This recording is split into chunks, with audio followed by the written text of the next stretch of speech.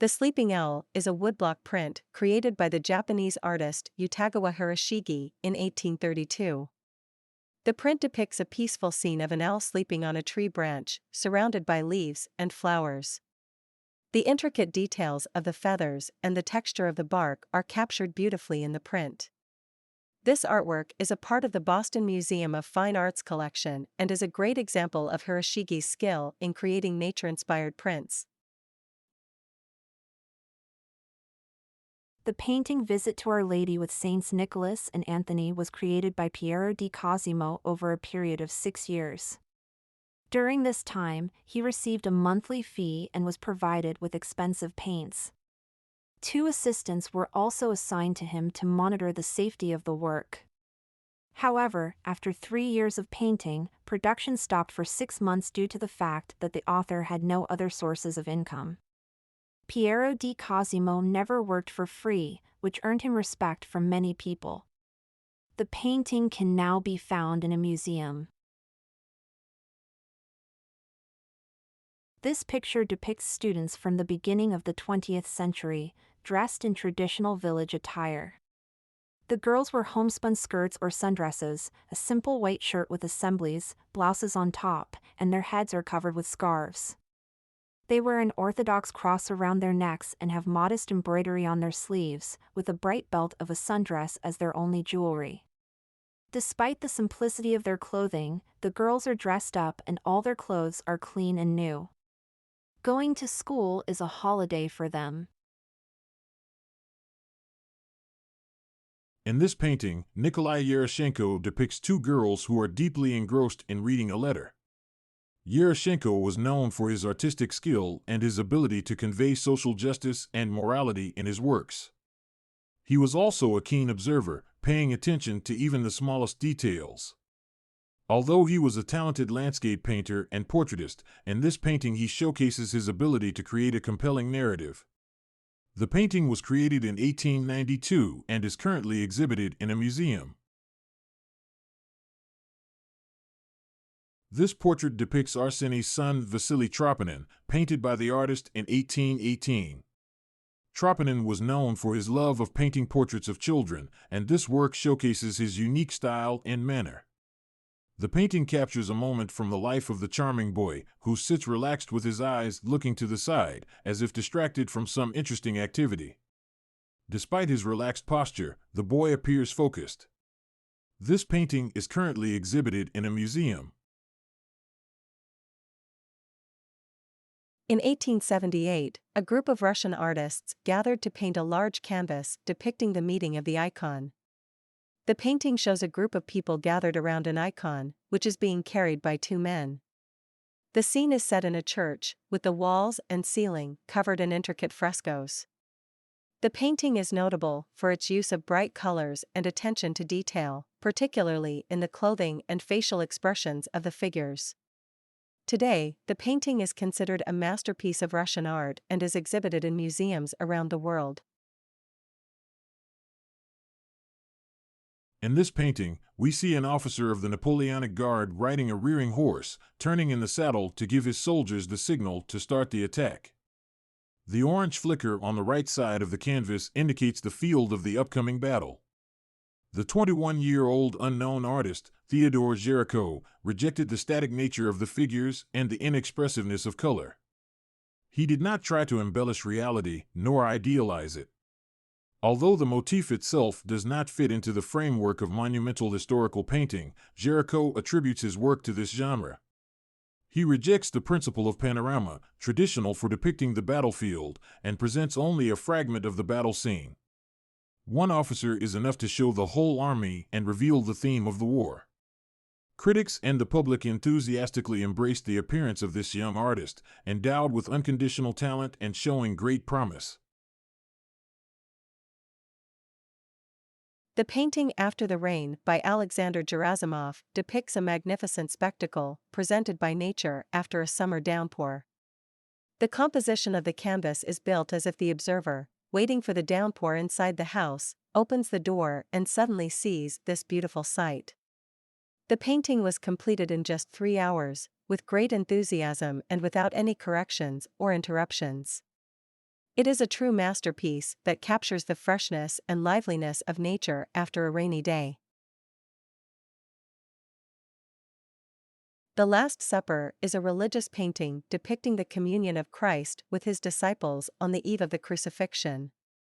It was created by Leonardo da Vinci between 1495 to 1498. The artist was commissioned to create a fresco in the cathedral, but instead of painting on wet plaster, he invented his own method by covering the stone wall with a layer of resin, plaster, and mastic. Unfortunately, the experiment was unsuccessful, and today, the work of Leonardo da Vinci contains only about 20% of the original. Despite this, The Last Supper remains one of the most famous and iconic paintings in the world, and it is exhibited in a museum. Still life with game, vegetables, and lemons is one of the first Spanish works written at the beginning of the 17th century in the genre of still life itself, and the few paintings that have survived to our time. Thanks to the contrasting lighting used in the best traditions of Caravagism, objects isolated from each other and suspended on thin ropes seem to be pushed out of the picturesque space by a black background. In the ascetic pictorial system, the principle of elementary order is combined with a detailed thoughtfulness of the composition, an accurate sense of plastic form. A separate object, on the one hand, is prosaic, and on the other, unusually monumental. The still lifes of Sánchez Juan Cotán give the impression of created artistic hyperbole. In this painting, Diego Velázquez depicts the moment when Apollo descends into the forge of Vulcan to bring him unpleasant news about his wife's infidelity. The painting is a rare example of the motif of Apollo and Vulcan, which was not often used in painting. The picture is part of the fashion trend for painting the mythology of ancient Rome, which was popular at the time. The painting is exhibited in a museum. This painting depicts a scene from the biblical story of Joseph and his brothers. According to the story, Joseph's brothers sold him into slavery out of jealousy. Years later, they came to Egypt seeking food during a famine and were brought before Joseph, who had become a powerful official.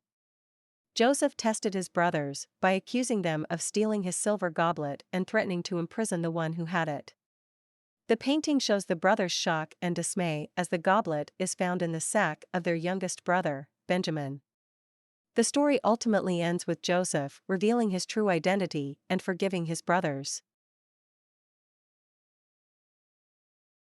In this painting, Théodore Géricault showcases his exceptional skill in making invisible color transitions from one shade to another.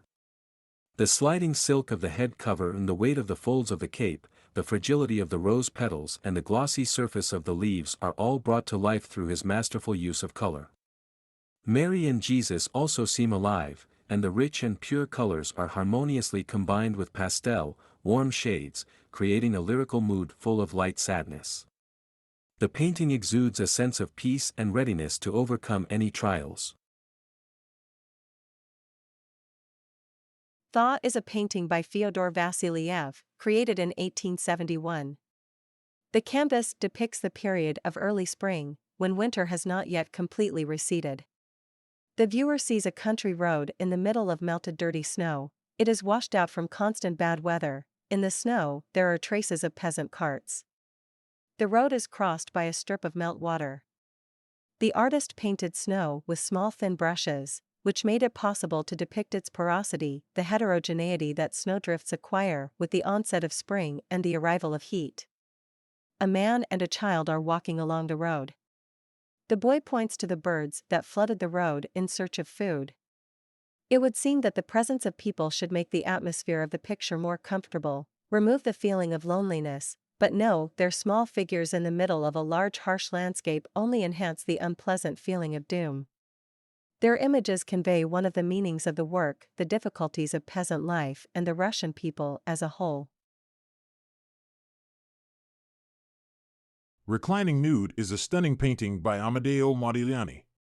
It was painted in 1918 by order of the artist's friend, the poet Leopold Zborowski, who was the first owner of the masterpiece. This version of the nude managed to gain fame as one of the most frequently exhibited paintings in history. On November 9, 2015, it was sold at Christie's auction for $170,405,000 to the collection of a Chinese billionaire named Louis Qian, making it the most expensive painting in the world at the time of sale. Its price soared 6 times in 9 minutes at the auction. In this painting by Arthur Heyer, we see a beautiful white cat sitting on a tree branch surrounded by colorful butterflies. The attention to detail is remarkable, as we can see the individual patterns on each butterfly's wings and the texture of the cat's fur. Heyer was known for his realistic depictions of animals, and this painting is a great example of his skill. The soft colors and peaceful scene make this a calming and enjoyable piece to view. It's no wonder this painting is on display in a museum for all to appreciate. Welcome to this beautiful autumn landscape painting by Mikhail Nesterov. The painting depicts a serene water surface with a tree in the foreground. The tree is the focal point of the painting, with dense greenery on one side and lifeless, devastated branches on the other. This asymmetry is noteworthy and adds depth to the painting.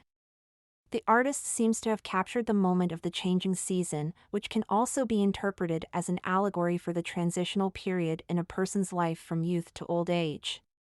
This painting is a beautiful representation of the beauty of nature and the inevitability of change. Thank you for watching. The Descent from the Cross is a painting by Jan Gossaert Mabuse created in 1521. The painting depicts the moment when Jesus' body is being taken down from the cross. In the center, a man is gently lowering Jesus' body down the stairs. On the right half of the cross, Jesus' disciple Nicodemus supports the hand of his teacher. Standing below, at the foot of the cross, 3 men, including John the Evangelist, are ready to accept a lifeless corpse. Mary Magdalene, a faithful follower of Christ, is depicted with her back turned. In the foreground on the right is Joseph of Arimathea, a noble member of the Sanhedrin and a secret follower of Christ. He is depicted lifting the crown of thorns that was placed on Jesus during the trial. In the foreground on the left is the unconscious, pale Mother of God, surrounded by holy women, weeping and wringing their hands. This painting by Mikhail Vrubel depicts a beautiful bouquet of flowers in a blue vase. The bouquet consists of fluffy hydrangea caps in shades of snow white and lilac, delicate lily of the valley inflorescences, and double begonias in scarlet and red-orange colors. The combination of these flowers creates a gentle and romantic mood. The painting was created in 1886 and is currently exhibited in a museum. Welcome to this video about the painting Thrush by Jan Vermeer. This painting is a beautiful combination of the household genre and still life. The main focus of the painting is on the jug, the trickle of milk, and the bread on the table. Vermeer is considered a great Dutchman despite the small format of his works. The popularity of this painting lies in the fact that there are no hidden meanings. It was created to enjoy the colors, the position of shadows, and the calm atmosphere of quiet home comfort. Initially, such works were created for the common public and were considered luxury items that should be in every home. This painting was created in 1661 and is currently exhibited in a museum. Thank you for watching. In this picture, we see a group of farmers plowing their fields during the autumn season of 1931. The farmers are using horses to pull the plows, which are digging up the soil in preparation for planting crops in the spring. This traditional method of plowing has been used for centuries and is still practiced in some parts of the world today. The autumn season is an important time for farmers as they work to prepare their fields for the coming year. This picture captures the hard work and dedication of these farmers as they work to provide for their families and communities. Drops of Life is a stunning photograph taken in 1924. The image depicts a single drop of water suspended in mid-air, with a small splash emanating from its point of contact. The photograph was taken using a high-speed camera, which allowed the photographer to capture the precise moment when the drop of water was at its most perfect form. The image is a testament to the beauty and complexity of the natural world, and has become an iconic representation of the power and fragility of life itself. In the 1830s, Rome was invaded by the Genzuriha, a group of Muslim warriors from North Africa. The Genzuriha were known for their fierce fighting skills and were feared throughout the region. The invasion of Rome was a surprise attack, and the city was ill-prepared to defend itself. The Genzuriha quickly overran the city, looting and pillaging as they went. The invasion lasted for several weeks before the Genzuriha were finally driven out by a coalition of European forces. The invasion of Rome by the Genzuriha was a significant event in the history of Italy and is still remembered today as a symbol of the country's struggle for independence and unity. The painting Flood in Bisbos in 1421 was created by Lawrence Alma-Tadema, depicting a real historical event. On November 17, 1421, a storm in the North Sea hit the European coastline, causing the waters of the Meuse and Bal rivers to rise and rush towards the Netherlands. The rivers partially destroyed the dams and weakened their resistance, causing the waters of the rivers and the North Sea to collide and demolish everything in their path. The canvas captures the devastating effects of the flood, with people and animals struggling to survive amidst the chaos and destruction. The water in this picture is deep, green, iridescent. It moves continuously into the backwaters behind the mill, like a wild beast driven into a cramped cage. The mill will grinds it, whips up lush foam, but the water does not lose its indomitable essence and continues to rebel. The colors of the picture are a special conversation. In order to reflect the water so skillfully that you involuntarily reach out to feel the picture, you need to observe it for decades. Life is reflected in this water, it is voluminous, slippery, dense, alive as mercury. The water is literally felt by the whole body, you can smell it, the humidity of the damp air, the spray from the mill wheel. The impression of movement and the brilliance of the water are emphasized by a path of light that stretches from the wheel itself directly to the viewer, differing in the foreground with hundreds of small highlights. The Statue of Liberty is a colossal neoclassical sculpture on Liberty Island in New York Harbor within New York City, in the United States. The copper statue, a gift from the people of France to the people of the United States, was designed by French sculptor Frédéric Auguste Bartholdi, and its metal framework was built by Gustave Eiffel. The statue was dedicated on October 28, 1886. It has become a symbol of freedom and democracy, and is a welcoming sight to immigrants arriving from abroad. The statue stands at a height of 305 feet, including its pedestal, and weighs 450,000 pounds. Welcome to this video about Claude Monet's painting, Haystacks at Sunset. This winter landscape painting depicts a haystack in the foreground, illuminated by the cold light of the sunset sky. Despite the ordinary appearance of the scene, Monet managed to depict it with bright and saturated colors. The light is painted in cold shades, while the shadows are warm, showing the reflection of snow on the haystack itself. This painting is also known as the effect of Claude Monet's snow. It is exhibited in a museum and was created in 1891. The Fake Crooked Mirror is a painting by René Magritte that depicts a close-up image of a human eye. The iris of the eye is depicted as a bright blue sky with white clouds floating on it, symbolizing wisdom and spirituality. The endless path of the clouds along the heavenly dome represents the path of spiritual perfection and personal growth. The eye reflects what the person in front of it sees at that very moment, capturing their current experience. The painting is on display at a museum. Zakharka is a painting by Alexei Venetchinov, created in 1825. The model for the picture was a real boy, the son of serfs Fedil and Anna Stepanov. Venetchinov, apparently imbued with sympathy for Zahar, will write it more than once. Although the image of the boy is a small sketch, its power is such that it makes you stop and look at these serious eyes beyond their years. The image of Zakharka fills almost the entire plane of the picture. The artist chose this angle for his model for a reason. The boy's head is slightly turned towards the viewer, but he looks to the side. Hidden movement is hidden in his pose, and at the same time peasant solidity and self-confidence are felt. The painting on the swing by Nikolay Yaroshenko depicts a scene from the Kaluga province on Spirit Day, a significant Christian holiday in Russia. The holiday is associated with many preserved pagan rites, and it was believed that on the night before the spirit of the day, the Holy Spirit descends to earth and spreads into houses and fields.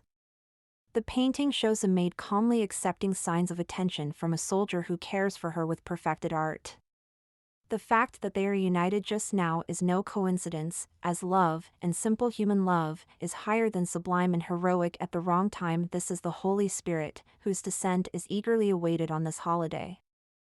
The painting is exhibited in a museum and was created in 1888. This portrait is titled Lady with a Fan and was painted by Alonso Sánchez Juan between 1570 to 1573. The young woman in the painting has curly reddish hair and is wearing an expensive and luxurious outfit made of dark brown, chocolate velvet, which is all embroidered with gold threads. She wears several strands of pearls and her fingers are decorated with numerous gold rings with precious stones. Her hairstyle is no less magnificently trimmed, using an exquisite gold diadem, and intricately braided hair is entwined with pearl threads. All this is intended to emphasize the high status and wealth of the portrait. In this picture, K. Makovsky depicted his son, who is standing on a chair and trying to take an apple from a tray on the table. The action takes place in the artist's studio. The boy, dressed in a white nightgown, is trying to take possession of a red ripe apple. His anxious gaze and cautious tilt suggest that he really feels like a thief doing something bad. The child stands on a rich and luxurious fabric, which was prudently laid out by the artist to paint a still life. The Seascape Waves was painted by the French artist Gustave Courbet in 1869. The painting reflects the emotional state of the artist and conveys his strong, emotional excitement. The sea element is raging with storm, squally wind, and waves rising above the shore. A boat with oars is seen on the sand at the water's edge, which is about to be covered by the raging wall of waves. The painting is a masterpiece of the artist's emotional outbursts and his skillful use of brush and paints to express original color schemes.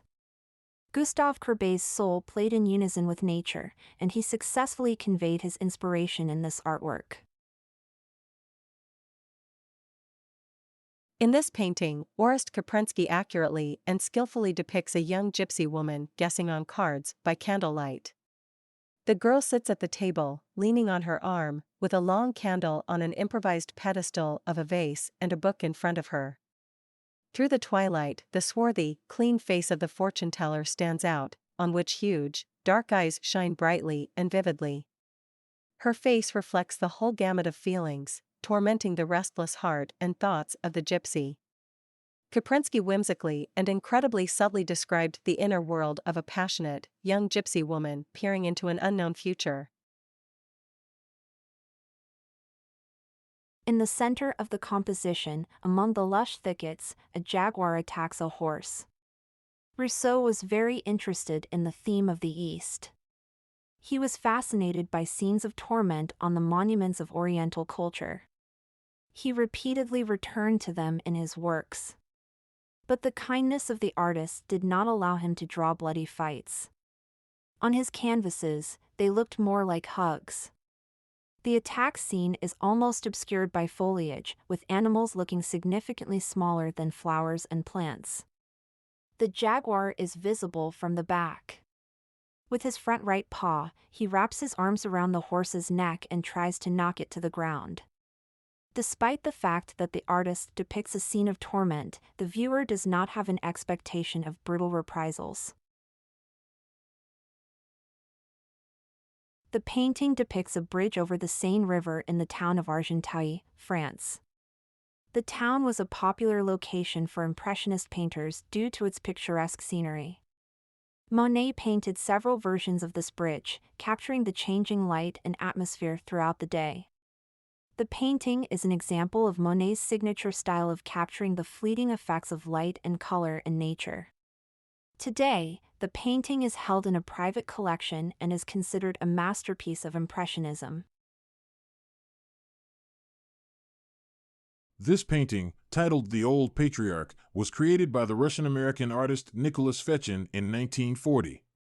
Fechin was known for his unique style of painting, which combined elements of Impressionism and Expressionism. In this portrait, Fechin depicts an elderly man with a long white beard who appears to be a wise and respected figure. The use of warm colors and loose brushstrokes gives the painting a sense of vitality and energy, while the subject's serious expression conveys a sense of wisdom and experience. The Old Patriarch is a powerful and evocative work of art that captures the essence of Fechin's unique style and vision. In 1841, Ivan Aivazovsky painted Lunar Path for his private collection, as there were no buyers for the painting. The artist worked on it slowly in 3 stages. In the first stage, he painted a large ship and a boat with sailors, taking about 3 months intermittently. The ship changed its shape 3 times during this stage. The second stage was the sea and mountains, which he painted with a sweeping technique, allowing him to apply several new shades on top of the layers. The third stage was the sky and the moon with a lunar path. The whole painting was completed in 6 months, and another 3 weeks were spent on the subsequent varnishing of the work. Under the light brush of a genius, a perfect creation was born, capable of fascinating, soothing, and inspiring. Today, Lunar Path can be found in a museum. In this black and white photograph taken in 1935, we see a group of drummers performing on a stage. The drummers are dressed in traditional African clothing and are playing a variety of drums, including conga drums and bongo drums. The photograph captures the energy and rhythm of the performance, with the drummers in mid-beat and their faces contorted in concentration. This image is a testament to the rich cultural heritage of African music and the important role that drumming has played in African history and tradition. In 1665, Jan Vermeer painted a portrait of a young girl, which he did not name. The painting was later named Girl with a Pearl Earring, but there is much dispute over whether the jewelry in her ear is actually a pearl. Most researchers believe it is an earring made of Venetian glass, and some even suggest that the portrait is more a figment of the painter's imagination. Nevertheless, the painting remains one of Vermeer's most famous works and is exhibited in a museum today. This portrait by Leon Bakst depicts Zinaida Gypius, a Russian poetess, reclining on a chair in a relaxed and confident pose. Bakst wanted to convey the whole essence of his model so much that he completed the work, even gluing a little more paper to the sheet to depict her incredibly long legs. The portrait is made in pencil and sanguine, with her legs stretched forward in a diagonal arrangement on the sheet, making them appear even longer. In this painting, we see a beautiful blue bird perched on a branch. The bird's feathers are painted in shades of blue and white, with intricate details that make them look almost lifelike. The background is a soft, muted green, which makes the bird stand out even more. Alina Rozova is known for her stunning depictions of birds and other animals, and this painting is a perfect example of her skill and talent. It's easy to get lost in the details of this piece, from the texture of the bird's feathers to the delicate leaves on the branch. This painting would make a beautiful addition to any art collection. In this painting, Myasoedov depicts a young reaper during a hot summer day in the midst of the harvest season. The bright midday light and rare patches of clouds in the pale blue sky create a lively atmosphere. Myasoedov was known for his ability to convey the individuality and character of each person in his portraits, and this painting is no exception. The peasants in the painting are shown working hard to harvest bread, as not a day can be lost during the busy harvest season. Myasoedov was also known for his wonderful landscapes and scenes of ordinary life, which he painted with pleasure. This painting is one of the sketches he created for his larger work, Stradnaya Pora. Scythes.